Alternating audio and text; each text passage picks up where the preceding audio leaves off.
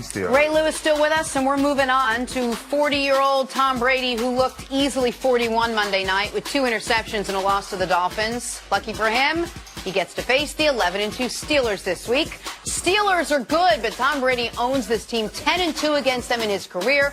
And to make matters worse for Pittsburgh, Brady is still fuming over the loss to Miami. Take a listen.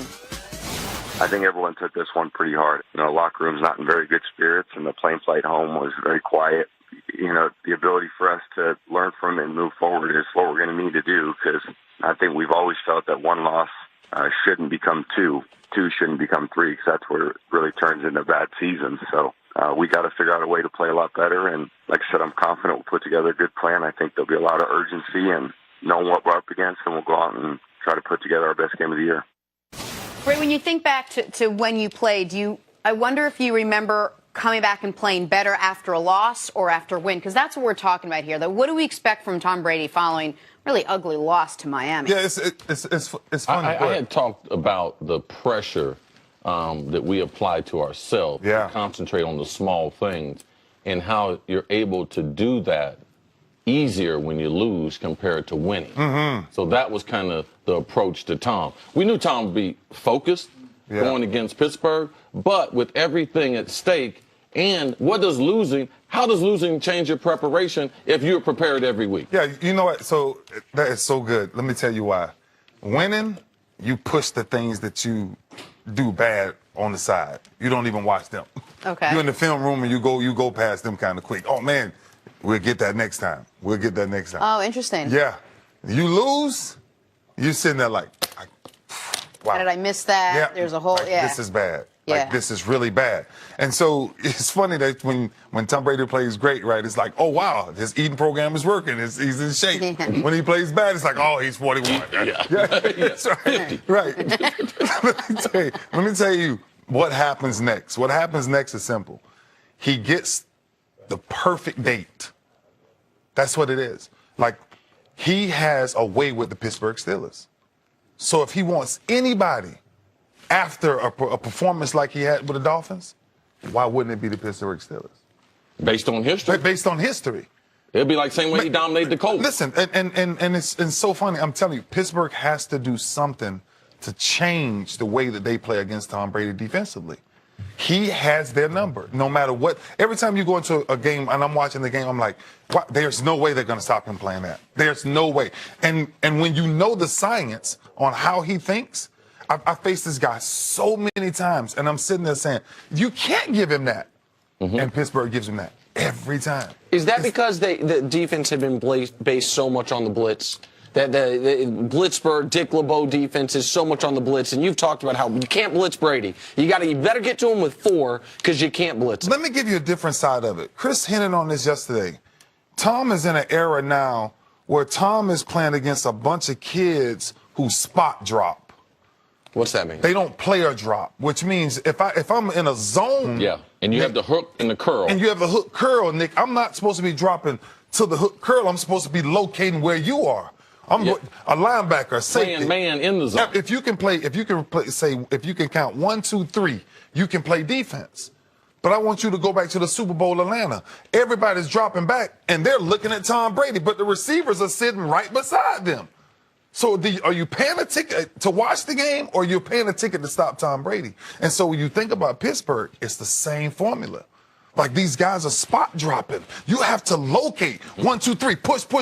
Yep. But, let the second man come inside. You got to have all this communication, and Pittsburgh struggles when Tom Brady does that. So I'm just saying, if anything, coming off that performance Tom had, history says he goes into Pittsburgh and puts up big numbers on in the 12 games that he's played against Pittsburgh, people have not watched this as close as I have, so people might be under the illusion that, yes, Pittsburgh tried to blitz Tom Brady and he just threw the ball over the field. No, they played a lot of zone, and he chewed them up. So when they tried to blitz and play zone behind that. He chewed them up. Pittsburgh has not been able to play man-to-man. And you have to be able to play some man-to-man against Tom Brady. On third downs, you have to be able to switch it up, because Ray said, if you can't get to a 3 count defensively, you can't do that playing zone, but you can do that playing man-to-man. So you have to be a healthy mix of the blitz with some zone, and you have to play some man-to-man. And you got to pressure him from the middle of the field. Where Pittsburgh's biggest issue is going to be, how do we get him off of his spot? And that's the biggest problem. Everybody who plays Brady the same way. And I'm sitting home saying, oh, they're going to lose this game. Because you can't stop him doing that. You have to change the map. Even if you're playing zone, he should not know that you're in zone. Yes. That's one thing about when we played against them. By the time Ed and them and we all got through moving, man, you don't know where we're going. But whoever catching this ball, you got 2 or 3 people hitting them instead of the run after catches that they usually create. So, Ray, let's look at these two teams coming in. We know where the Patriots are, but a lot of people that really like the Steelers team. The one thing they've done the last couple of weeks is they've had this great, fourth quarter efficiency. They've been playing really well at the end. Their comebacks have been really impressive, really great. This is not a team you want to have to play, have to have a comeback against. This is not a team where you could say, we can kind of rest on our laurels for a couple quarters. Don't worry, we got them in the fourth quarter. The Patriots don't let you do that. So for the Steelers team that has done that the last couple of games, I feel like they're at a disadvantage here. Listen, Pittsburgh may have one of the most talented offenses in football right now. I'm just telling you. And may have the best back in football in Le'Veon Bell. That's a different conversation. And that's why they're doing what they're doing. Because I haven't mentioned possibly the best receiver in the game, Antonio Brown. Well, listen, there is a scenario that exists where Brady does everything you discussed. Yeah. Brady has a great game, and the Pats lose. Mm-hmm. Because the other side of the ball, go ahead, CC. I don't see that happening.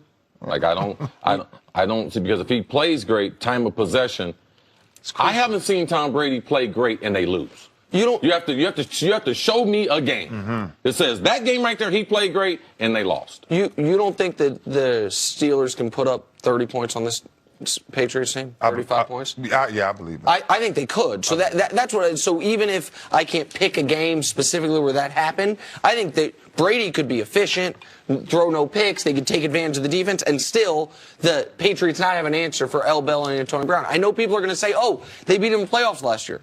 I mean, Le'Veon Bell went out early in the first quarter of that playoff game.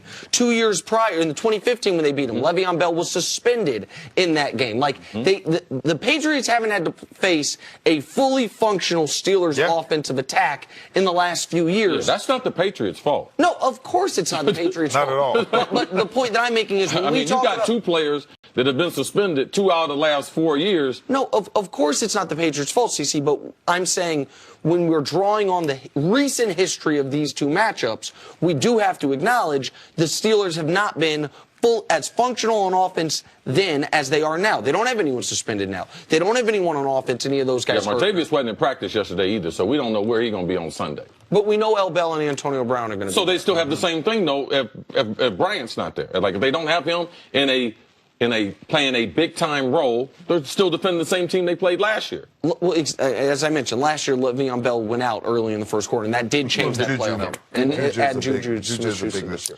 All right, Ray, thank you so much for hanging out with us. Good insight, good time. Good seeing you guys. Much appreciated. Coming up, the Eagles